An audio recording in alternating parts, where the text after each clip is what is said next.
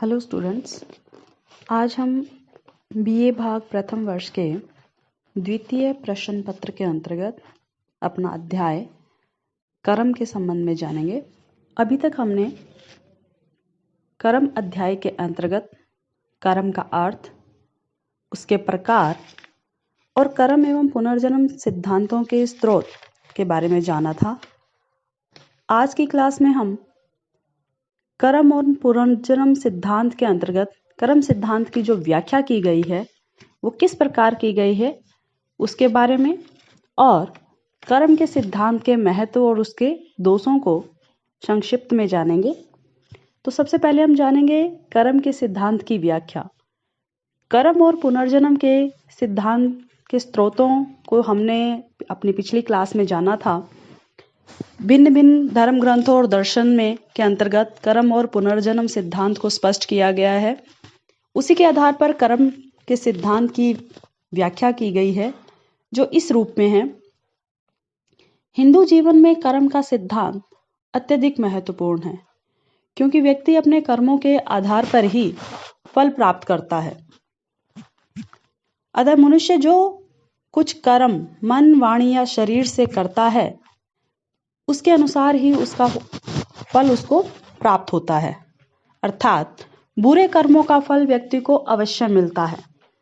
अतः व्यक्ति स्वयं के किए हुए कर्मों को कभी त्याग नहीं सकता। इसी प्रकार इसकी व्याख्या करते हुए स्पष्ट किया गया है कि जब तक मनुष्य कर्म करता रहता है वह जन्म धारण करता है, यानी कि उसे जन्म धारण करना पड़ता है। जन्म मरण के बंधनों से अगर मुक्ति वह चाहता है तो उसे मोक्ष की प्राप्ति करनी होगी। यानी कि जन्म मरण के बंधनों से उसे मुक्ति तब तक नहीं मिल सकती जब तक वह मोक्ष प्राप्त नहीं कर लेता। मोक्ष की स्थिति में व्यक्ति तभी पहुंचता है जब वह निष्काम कर्म करते हुए फल की इच्छा न करे, स्वधर्म का पालन करे, मन वचन और शरीर से सद्कर्म करे, तभी वह मोक्ष की प्राप्ति कर सकता है और इस जीवन मरण के बंधन से मुक्ति प्राप्त कर सकता है। इसी प्रकार बताया गया है कि सुख दुख, लाभ हानि, प्रसन्नता अप्रसन्नता सभी पूर्व जन्मों के कर्मों का परिणाम है। इस जीवन में व्यक्ति जो कुछ कर्म करता है उसका फल आगामी जीवन में अवश्य मिलता है। इस प्रकार यह चक्र चलता रहता है। यही पुनर्जन्म का सिद्धांत है। पुनर्जन्म का कारण व्यक्ति द्वारा किए गए कर्म ही हैं, जो संचित प्रारब्ध और क्रियामान हैं। अर्थात पूर्व जन्म में संचित कर्मों के फल तथा इस जीवन में किए गए कर्मों के फल से आगामी जीवन हमारा निर्धारित होता है। इसी प्रकार आगे बताया गया है कि कर्म से आशय केवल शरीर द्वारा की गई बाह्य क्रियाओं से नहीं होता है, अपितु इसके अंतर्गत शरीर, मन, वाणी द्वारा संपन्न सभी कर्मों को सम्मिलित किया जाता है। कर्म से स्वतंत्र होने का अर्थ निष्क्रिय हो जाना नहीं है, क्योंकि जो भी जन्म लेता है उसे कर्म तो अवश्य करना होता है। कर्म के सिद्धांत के अनुसार स्वधर्म पालन ही सही कर्म है। अतः व्यक्ति को केवल सही कर्म, सद्कर्म ही करने चाहिए। व्यक्ति को अपने द्वारा किए गए कर्मों का फल इसी जीवन में नहीं मिलता, बल्कि पूर्व जन्म में किए गए कर्म भी व्यक्ति को इस जीवन में प्रभावित करते हैं, जिसे प्रारब्ध कहा जाता है। इस प्रकार व्यक्ति को अपने कर्मों का फल भोगने के लिए बार बार जन्म लेना पड़ता है। इसी प्रकार इस सिद्धांत की व्याख्या करते हुए आगे बताया गया है, कर्म का अर्थ भाग्य नहीं है। अतः व्यक्ति को पूर्व जन्म के कर्मों के आधार पर प्राप्त वर्तमान जीवन के सुख दुखों को भाग्य का रूप समझकर ही संतोष नहीं कर लेना चाहिए, क्योंकि ऐसा समझने से तो आगामी जीवन भी दुख में हो जाएगा। कर्म का सिद्धांत वर्तमान जीवन के प्रति संतोष और भावी जीवन के सुधार करने के लिए सद्कर्म करने की प्रेरणा देता है, उसे भाग्यवादी नहीं बनाता। इस प्रकार कर्म के सिद्धांत की व्याख्या की गई है। अब हम जानेंगे कर्म के सिद्धांत का महत्व क्या है। कर्म का सिद्धांत व्यक्तिगत व सामाजिक जीवन में अत्यधिक महत्वपूर्ण है। इससे व्यक्ति असत्य का मार्ग त्याग कर संतुष्टि की ओर अग्रसर होता है, यानी कि संतुष्टि की ओर बढ़ता है। कर्म का सिद्धांत सभी धर्मों को स्वीकार्य है। बौद्ध धर्म और जैन धर्म, जो हिंदी धर्म के कटु आलोचक हैं, वे भी इसे स्वीकार करते हैं। यह सिद्धांत इस मान्यता पर आधारित है कि व्यक्ति को वर्तमान जीवन पूर्व जन्मों के कर्मों का परिणाम है, जो अच्छा बुरा कैसा भी हो सकता है, किंतु उसे सत्कर्म द्वारा उचित बनाया जा सकता है।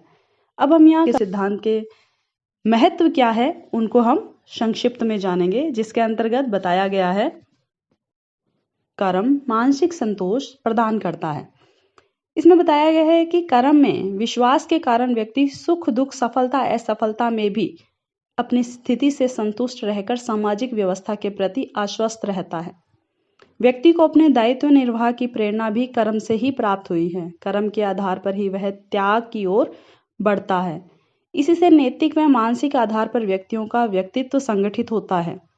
डॉक्टर राधाकृष्णन का कहना है कि यह सिद्धांत भविष्य के प्रति आशा और अतीत के प्रति विस्मृति का विश्वास दिलाकर व्यक्तित्व को संगठित करता है, यानी कि व्यक्ति में मानसिक संतोष प्रदान करता है यह सिद्धांत।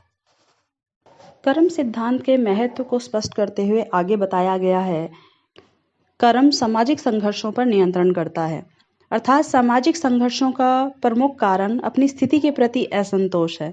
कर्म के सिद्धांत व्यक्ति को अपनी सामाजिक स्थिति के प्रति आश्वस्त करता है।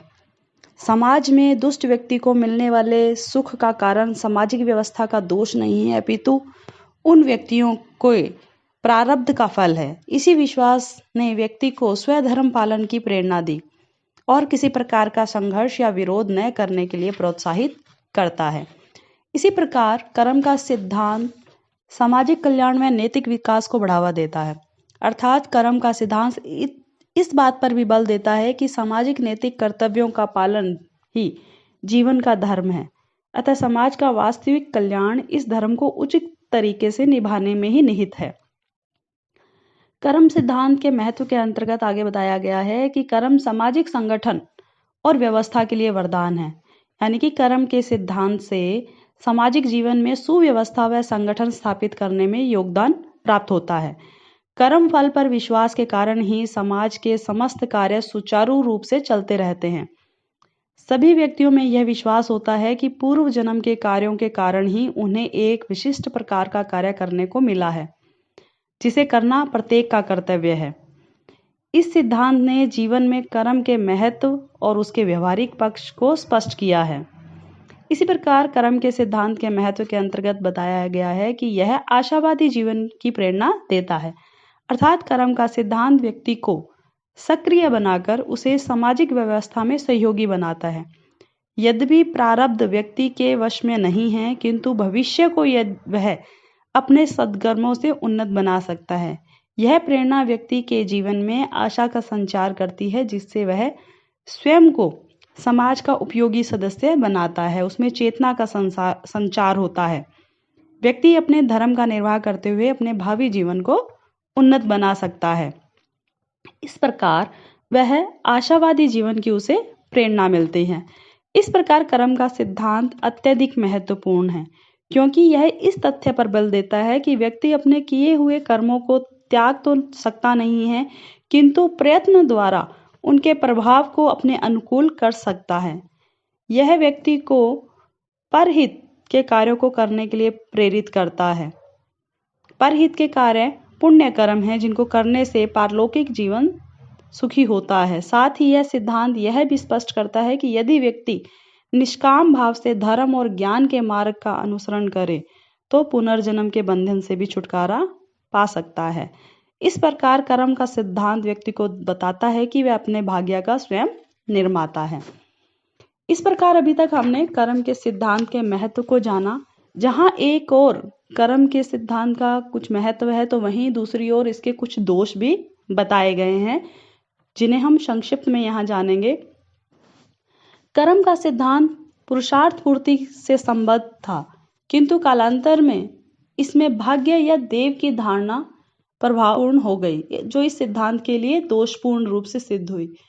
मैकेंजी के मतानुसार भाग्यवादी व्यवस्था के कारण कर्म का सिद्धांत सामाजिक असमानता में वृद्धि करता है। हिंदू विचारधारा के अनुसार पुरुषार्थ द्वारा मोक्ष प्राप्त की जा सकती है। दूसरी ओर यह भी विचारधारा है कि व्यक्ति अपने प्रारब्ध के प्रभाव की समाप्ति के बिना जीवन मृत्यु के चक्कर से छुटकारा प्राप्त नहीं कर सकता। दोनों ही विचारधाराएं जो कि परस्पर विरोधी है, जिनके कारण क्या होता है, व्यक्ति में निष्क्रियता बढ़ जाती है, वह अपने कर्मों के प्रति उदासीन हो जाता है। इसी प्रकार इस सिद्धांत में पुनर्जन्म की धारणा को अत्यधिक महत्व दिया गया है, जिसके विषय में वास्तव में कोई वैज्ञानिक आधार नहीं है। इसी के साथ ही आत्मा का संप्रत्य भी बड़ा रहस्यपूर्ण है। कर्म के सिद्धांत के दोष को बताते हुए यह बताया गया है कि कर्मवाद का सिद्धांत निष्काम कर्म करने का आदेश देता है, लेकिन कर्म के लिए कोई फल निश्चित नहीं है। वह जो आगामी जीवन में मिलेगा, इससे व्यक्ति में निष्काम कर्म के विषय में शिथिलता आ जाती है। इसी प्रकार कर्मवाद का यह भी दोष है कि इसने वर्ण व्यवस्था को महत्वपूर्ण बनाकर किसी विशेष वर्ग में व्यक्ति की सदस्यता को उसके द्वारा पूर्व जन्म में किए गए कर्मों का परिणाम बताया है। परिणाम स्वरूप क्या होता है, व्यक्ति में हीन भावना पैदा हो जाती है। इस प्रकार कर्म के सिद्धांत की आलोचना से यह निष्कर्ष निकलता है कि यह सिद्धांत सामाजिक निष्क्रियता का कारण कहा जा सकता है, क्योंकि व्यक्ति अपनी सामाजिक स्थिति के प्रति आश्वस्त रहकर अपना उन्नयन नहीं कर पाता। स्त्रियां भी अपने अधिकारों से वंचित हो जाने के उपरांत भी उस स्थिति को अपना भाग्य मानती है।